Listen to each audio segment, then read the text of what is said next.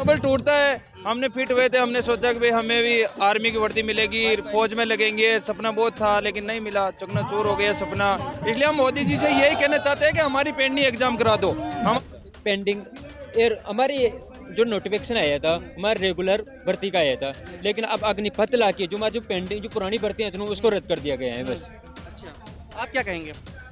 हम तब अपना अधिकार मांगने आए हैं सरकार से। जो हम किए थे 6 साल मेहनत किए इसके लिए, दिन रात एक कर दिए, मगर सरकार हमारी बात सुन नहीं रही है। हम लोग गुहार लगाते लगाते 3 साल हो गया है। हम क्या करें? सरकार से गुहार ही लगा सकते हैं और क्या कर सकते हैं। हमारे को आश्वासन दिया कि हम तुम्हारी जो पेंडिंग भर्ती है वो 1 महीने के अंतराल में हो जाएगी, लेकिन हमारे को आश्वासन दे के हमारे को भगा दिया। इसी जंतर मंतर पर हम वापस पहले आंदोलन किया था, लेकिन हमारे को कुछ भी नहीं मिला। इसलिए दोबारा हम हमारा हक मांगने के लिए यहाँ पर धरना प्रदर्शन कर रहे हैं। हमारे में ऐसी क्या कमी थी जो अब डिफेंस में बच्चे आ रहे हैं, वो चीज़ हम में नहीं थी। बस हमें ये बता दें कि हमारे में कमी क्या थी कि हमारी भर्ती को कैंसिल किया गया। मेडिकल, फिजिकल, हमारी ना तो हमें कमी बताई जा रही, ना हमें क्लियरिटी बताई गई थी भर्ती कैंसिल की। वो सर वो भी समझ में नहीं आ रहा है। हम ये युवा यही सोच रहे हैं कि जब युवा सड़कों पे भटक रहा है और नेशनल मीडिया कहाँ यहाँ से गायब क्यों है, ये सबसे बड़ा मुद्दा है, रोजगार का मुद्दा है। वो उठाने के लिए अगर नेशनल मीडिया यहाँ नहीं आ रही है तो ये बहुत गलत बात है युवाओं की।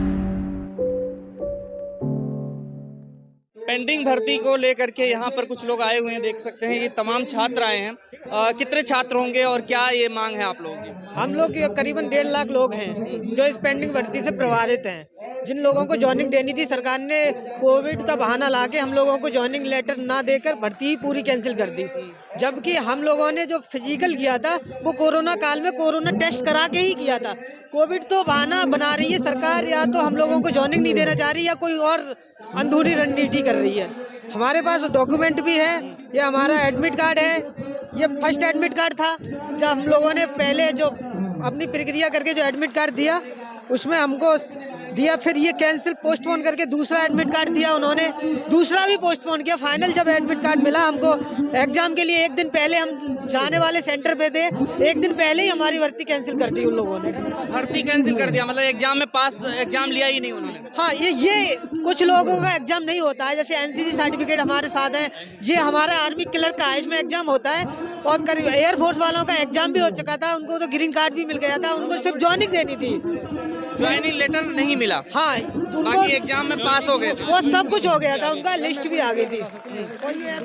मैं एयरफोर्स का एक्सपीरियंस था सर। ये नवंबर 2019 में सर वैकेंसी आई थी, तो जिसका हमने फॉर्म भरा, उसका एग्ज़ाम मार्च 2020 में होना था, लेकिन वो कोविड के फर्स्ट वेव की वजह से वो नवंबर 2020 में हुआ था।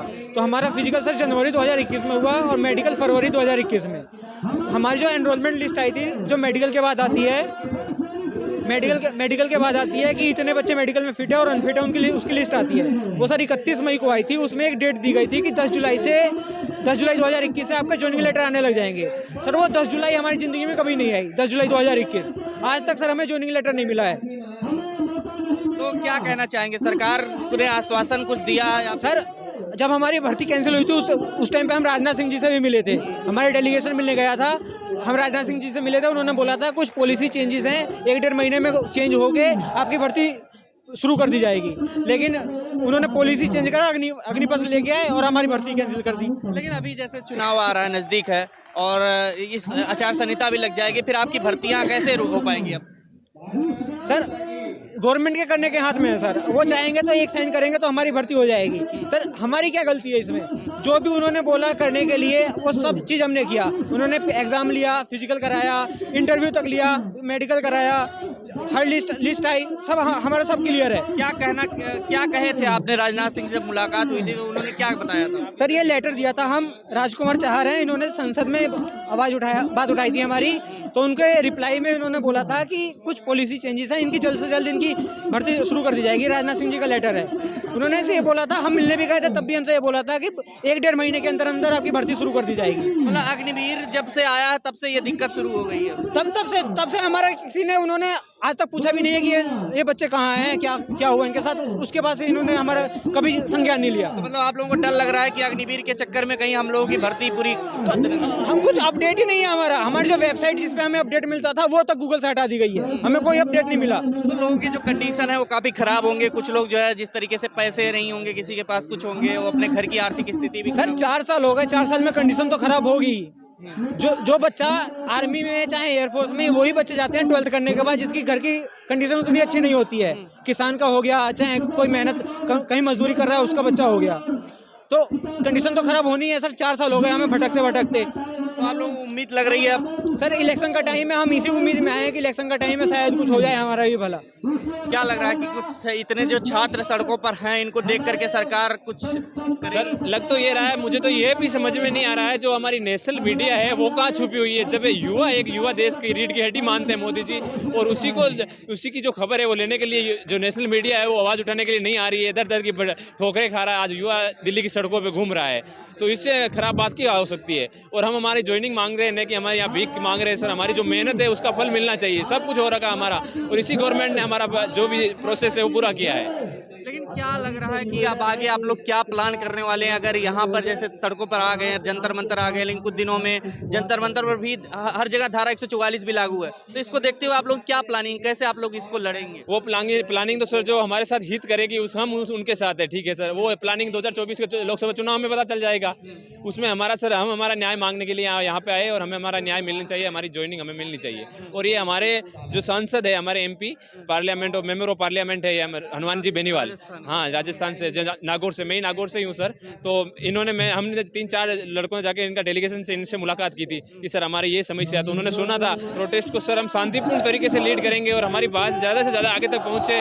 हमारे जो भी MP MLA है वहाँ पे भी जाके हम आए हैं, वहाँ को भी हमने उनको भी ज्ञापन दिया है कि सर हमारी ये बात है, आप आगे तक पहुँचाए। आपको लगता है सरकार के जो प्रायोरिटी है, प्राथमिकता में शिक्षा और नौकरी और बेरोजगारी, इन सब चीज़ों पे काम करने के लिए? अगर सर वो चीज़ होती तो यहाँ पे दिखती, वो तो मुझे कहीं नहीं दिख रही है। प्रायोरिटी अगर शिक्षा और रोजगार की होती तो रोजगार के लिए तो हम यहाँ मांग कर रहे हैं, हमारा हक के लिए लड़ रहे हैं, नहीं कि हमें रोजगार जो मिला हुआ रोजगार है वो हमसे छीन रहे हैं। इससे बड़ी बात तो क्या हो सकती है सर हमारे लिए? देश भर में जैसे नेशनल मीडिया की आपने बात की, नेशनल मीडिया में दिख रहा है कि सब कुछ अच्छा है। अभी आपने देखा राम राज्य, दिवाली, तमाम चीजें मनी, लेकिन इसके साथ साथ क्या लगता है कि नेशनल मीडिया में ये सब मुद्दे गायब क्यों हो रहे हैं? वो सर वो भी समझ में नहीं आ रहा है। हम ये युवा यही सोच रहे हैं कि जब युवा सड़कों पे भटक रहा है और नेशनल मीडिया कहाँ यहाँ से गायब क्यों है, ये सबसे बड़ा मुद्दा है, रोजगार का मुद्दा, वो उठाने के लिए अगर नेशनल मीडिया यहाँ नहीं आ रही है तो ये बहुत गलत बात है युवाओं के लिए सर। कितने लोग इस चक्कर में बेरोजगार हो रहे हैं? सर 1.5 लाख युवा है हम सब, और 1.5 लाख युवाओं के पीछे 10 लाख परिवार है सर। इसके पीछे हमारे पीछे वो हमारे से आस लगा, सरकार से भी आस लगाए बैठे और हमसे भी आस लगाए बैठे, हमारा बेटा कल कुछ अच्छी खबर लेकर लिए हमारे घर पे आएगा।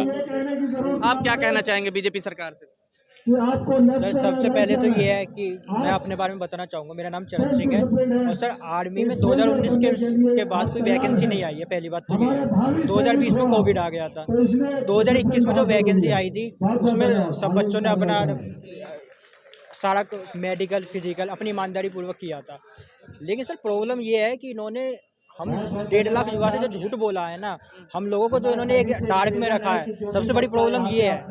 ITI में अगर ये हमसे सीधे सीधे ये बात बोल देते कि हम कुछ कंसीडर कर रहे हैं किसी न्यू स्कीम के ऊपर, तो हम सब युवा अपना कोई अलग रास्ता देख लेते, हमारे घर वाले भी हमारे ऊपर कर्ज नहीं करते, कोचिंग नहीं दिलवाते हमें। लेकिन सबसे बड़ी प्रॉब्लम ये है, इन्होंने हमसे ITI में भी ये बात बोली है कि आपकी ज्वाइनिंग होगी।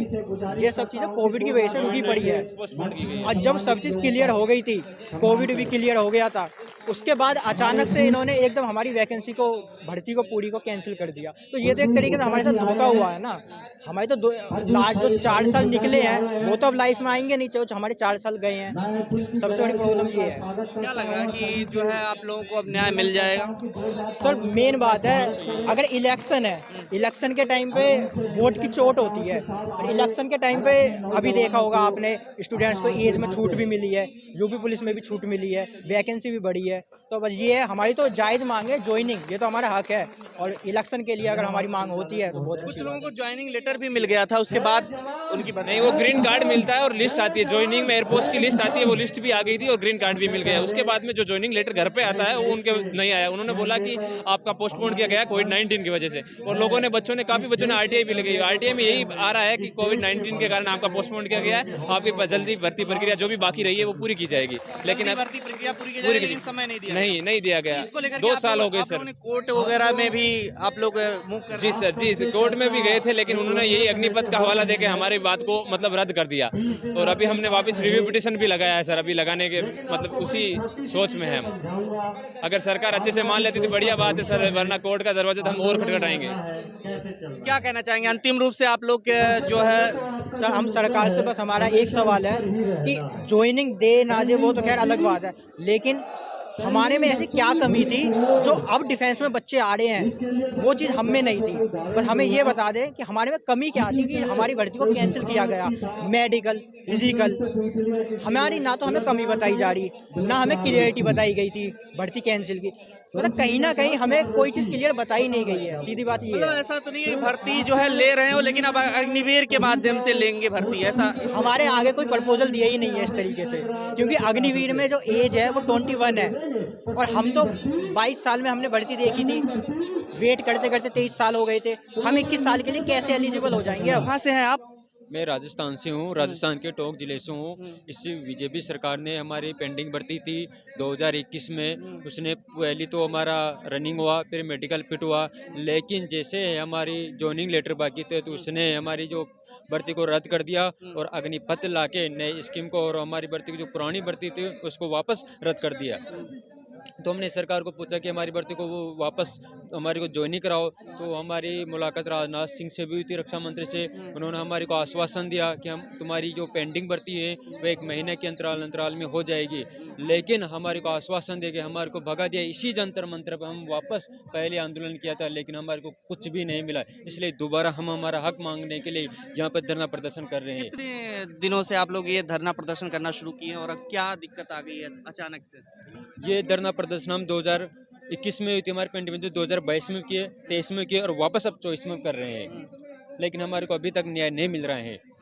पेंडिंग हमारी जो नोटिफिकेशन आया था हमारे रेगुलर भर्ती का आया था, लेकिन अब अग्निपथ लाके जो हमारी जो पेंडिंग जो पुरानी भर्ती है उसको रद्द कर दिया गया है बस।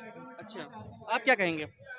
हम तब अपना अधिकार मांगने आए हैं सरकार से, जो हम किए थे 6 साल मेहनत किए इसके लिए, दिन रात एक कर दिए, मगर सरकार हमारी बात सुन नहीं रही है। हम लोग गुहार लगाते लगाते 3 साल हो गया है। हम क्या करें? सरकार से गुहार ही लगा सकते हैं और क्या कर सकते हैं? नहीं, लेकिन जो पेंडिंग भर्ती थी रद्द तो इसलिए हो रहे हैं कि अभी फिर से सरकार बनेगी दोबारा से। फिर सरकार से हमें कोई अथी नहीं, बस हमारा पुरानी भर्ती पूरी कर दे। हम जो ऐसे फिजिकल किए, मेडिकल दिए, बस हमारा ज्वाइनिंग बचा हुआ था, ज्वाइनिंग नहीं दिए, हम लोग को नहीं दे पा रहे हैं। 3 साल हो गया, हम लोग गुहार लगा के सरकार से। राजनाथ सिंह हमें दिए थे आश्वासन आप लोग को जल्द हो जाएगा, कोविड खत्म होते ही आप लोग को ज्वाइनिंग कर लिया जाएगा, मगर आज तक कोई अथी नहीं आया उनका।